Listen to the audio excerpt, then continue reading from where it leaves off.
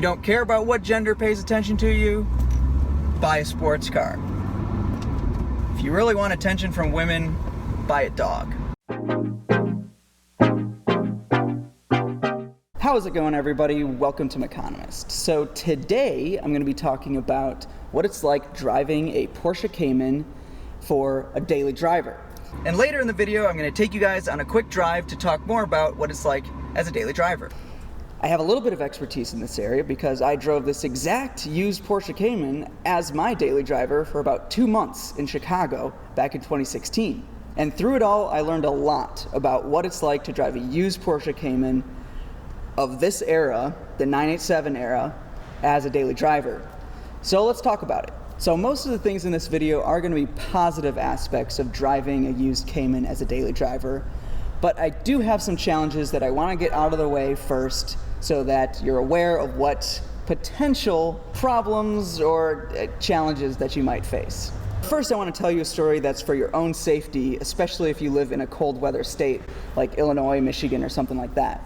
I was driving my Cayman from Ann Arbor to Chicago, and all of a sudden there was a big blizzard. And at one point, I'm going like 45, 50 miles an hour because there's snow everywhere, the visibility is terrible, and I'm going around a long bend on the highway, and all of a sudden I feel the whole car start to rotate on an axis. You see, this was only a few weeks after I just bought the car, so I was like, oh no, please tell me I'm not about to crash this thing. Luckily, I stayed calm, I took my foot off the gas, I turned into the slide a little bit, and it straightened itself out. No problem. After that incident, I did buy snow tires, and I never had any issues driving in the snow ever since then. It's actually pretty fun once you get those snow tires on there. One of the great things about Porsches is they're so controllable and you get so much feedback through the steering wheel and through the chassis that it's very difficult to actually screw up too badly unless you're being really stupid with it. So even in snowy conditions, if you have the right tires on and you know what you're doing a little bit, you can have a lot of fun kind of letting the back end come out a little bit and stuff like that, even as a daily driver, which is not something every daily driver can do.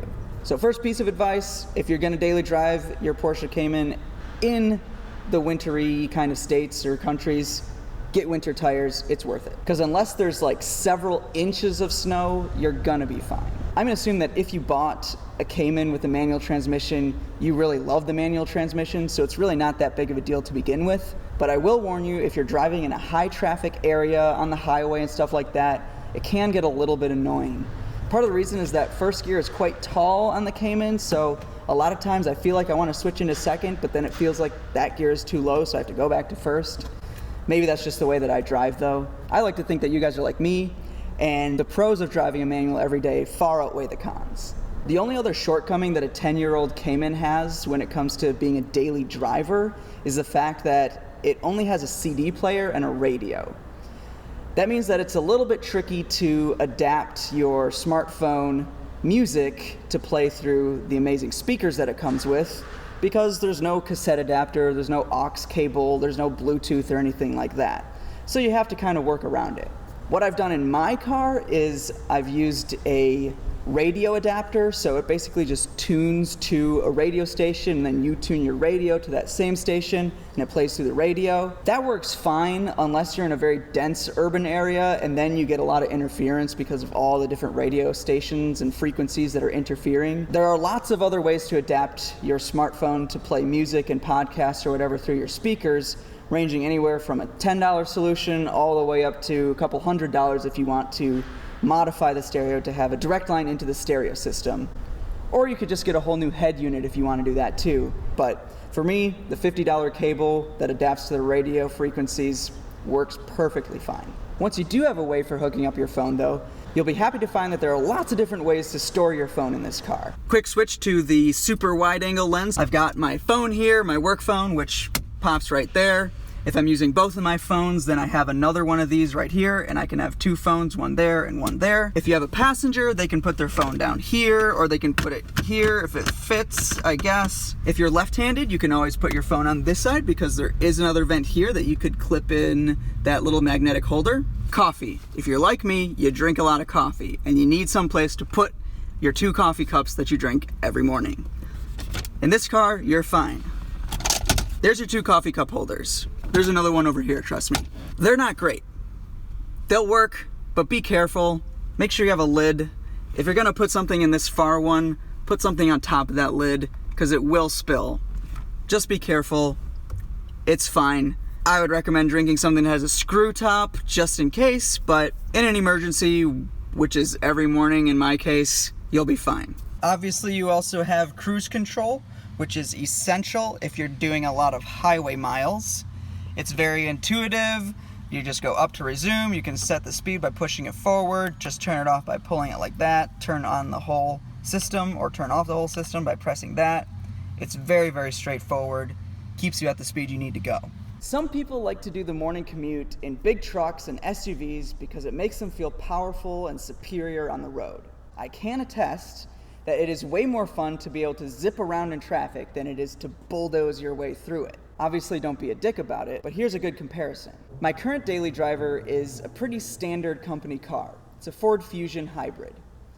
It has pretty piss-poor acceleration. A great car otherwise, but just truly awful when it comes to power. It's pretty shocking how big of a gap in traffic I need to have in the left lane in order to feel comfortable with getting around someone in the Fusion hybrid. In the Cayman, that's never a problem. You just downshift and bam, you're past. The other thing that makes the Cayman a great daily driver, even though it has pretty stiff, sporty suspension, it's really not uncomfortable at all. It's not gonna be painful or annoyingly rattly, which was the main problem that I had with my Miata that kind of encouraged me to buy something a little bit nicer. When I was driving between Chicago and Ann Arbor every weekend in the Miata, I was starting to get back pains and stuff. As soon as I switched to the Cayman, those were gone. These seats have a lot of bolstering on the sides. They're very comfortable. There's lots of different ways to adjust them. And I think most people that aren't too large are gonna feel just fine. If you're over 6 feet tall and you have a bit wider frame, it might feel a little bit tight and a little bit more of a squeeze. But at that point, I think a Cayman might not be the exact right car for you anyways. So another daily driver essential is fuel economy. But if you're buying a used Porsche Cayman, I'm gonna assume that fuel economy doesn't really matter that much to you. Actually, I will talk a little bit about fuel economy just because the frequency with which you have to fill up your tank does affect the daily driving experience. So in the category of how often you actually have to fill up, the Cayman is actually pretty good. I can usually get between 300 to 350 miles per tank. If you're commuting 40 miles a day, you'll end up filling up about once a week. It takes 93 octane fuel, which is expensive, but since it's only once a week, you won't have to pay that bill that many times. When I was daily driving my Cayman, the storage options were great, which is another important thing if you're gonna be daily driving and you have to carry a bag and coats and things like that. So on the back of the seats of the Cayman, you have these coat hooks, which are very useful. So if you have to wear a suit to work like I did, then hanging up your suit jacket back here is great. There's also this bar back here, which I would actually hang shirts on if I was going on a longer business trip and I was staying in a hotel or something like that. You can just kind of hook the coat hangers right over here and they kind of drape down this part of the engine cover right here. It works fine. They won't get too wrinkly at all. You'll also find that the gap between the seat and the engine cover is pretty wide, especially if you're a short guy like me. So I could just throw my briefcase or my backpack or workout bag or whatever just right back there and it would fit perfectly so that right when I get out, I can just stand up, pop it back, there's all my stuff right there, no big deal. Okay, I was just reminded that some people have kids. And just so I'm not leaving anyone out, if transporting your spawn is part of your routine in your commute, then obviously a Cayman probably isn't right for you. It can be done if they're old enough to sit in the front seat, but if you have more than one or they're super young, go for something else. So now I'm going to take you guys on a drive real quick and talk about my final thoughts on a used Porsche Cayman as a daily driver. Oh shit, let's remember the tripod. It's a great daily driver as a YouTuber too. You can just throw your tripod back here and worry about it later. Okay, now that I'm outside, it's not actually that sunny outside, so I'm going to go back to these. Alright. Let's turn around here real quick. Turning circle on this thing is fine. It's fine. Nothing impressive about it. It's not too bad though. Pretty much any road you'll be able to turn around in just a 3-point turn.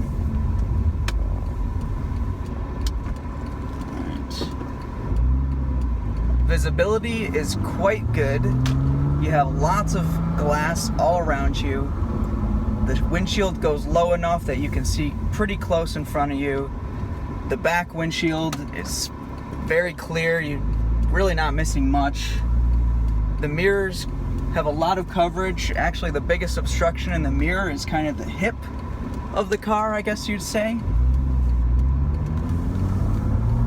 Or whatever you call that rear haunch there. Other than that, there's really not any obstruction. Blind spots are pretty small. There is a big blind spot with the back pillar when you're trying to back into a spot sometimes, but it's not that bad, especially compared to other sports cars where the visibility is just awful. The engine gets up to temperature really quickly, so you can start having fun right away pretty much. I like second gear a lot, as you can tell. I probably leave it in second gear longer than I need to, but it is one heck of a gear. Not only is it great for performance, but second gear is great for just putzing around town, which is what I'm doing now, just to sort of demonstrate what a daily driving situation might be like. I'm not going to go on the highway right now. It's pretty much Houston rush hour, which is kind of just hell on earth, so I'm going to try to avoid that. But driving around here in the town is not too bad. There's enough traffic to kind of demonstrate what a daily driving situation might be like. The shift knob is very intuitive. You pretty much always know exactly what gear you're on just based on the position of it. It's very smooth, just like any other Porsche gear knob. The clutch is easy, not tiring. It's very linear. It's probably one of the easiest cars in the world to learn manual on, just because the clutch gives you so much leeway. You will get people checking it out, and there's another guy checking it out. Yeah, it is mostly men that will check you out. So, yeah, women don't really check me out in this car, but hey, the gender binary, right? Again, another guy. Pair of dudes looking at me. Don't buy a sports car if you think women are going to pay attention to you. If you don't care about what gender pays attention to you, buy a sports car. If you really want attention from women, buy a dog or a puppy. So yeah, I can just accelerate right in front of this Jeep here. He won't have to put his brakes on at all, which he probably would have to if I was in my Fusion Hybrid.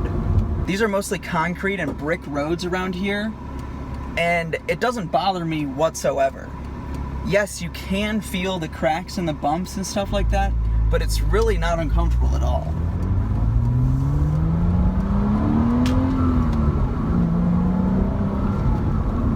If you were to modify your suspension or get really big 20-inch wheels or something like that, yeah, you might feel the bumps a little bit more. It might be a little bit more rattly, but just going with the stock setup the way it is, perfectly smooth. You'd really be hard-pressed to find a smoother car that is this size on these kind of roads. You do have to be careful a little bit sometimes in this car, because if you're like me, your lead foot can get away from you sometimes. So just pay attention to your speedometer, because you'll end up having more fun than you really should. There's a music festival going on here. Wow. Things you learn when you get out and about. So this is a situation where it's kind of like stop and go traffic, where going on and off the clutch and in and out of gear and stuff like that can get a little bit frustrating, but as soon as you get a little bit more of an opening, then you remember exactly why you're driving a manual, and it makes it all worth it. So another side of daily driving is your everyday errands, like shopping and going to the mall and things like that. If you buy enough groceries or clothes or mall shopping stuff to fill up this car and run out of storage space, I would be shocked. That would be some kind of record, because the amount of places that you can just put stuff in this car is totally in a different class from all the other sports cars in this price range.